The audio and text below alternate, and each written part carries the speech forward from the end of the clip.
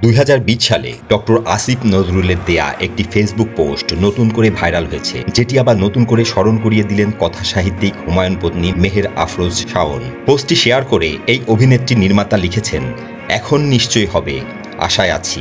2020 সালে আসিফ নজরুলের দেয়া ফেসবুক পোস্টটি ছিল এমন: যদি ক্ষমতা থাকতো আইন করতাম, বর্তমান বা সাবেক প্রেসিডেন্ট, প্রধানমন্ত্রী ও মন্ত্রীগণ চিকিৎসা নিতে বিদেশে যেতে পারবেন না।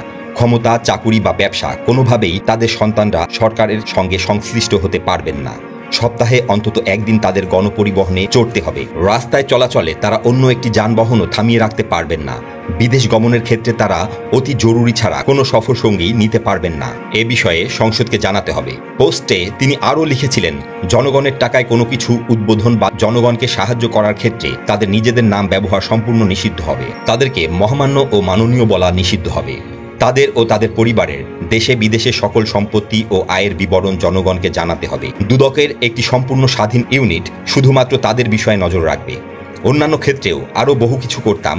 যারা লুটেরা, চোর আর সন্ত্রাসী, তাদের জীবন নরক বানিয়ে ছাড়তাম।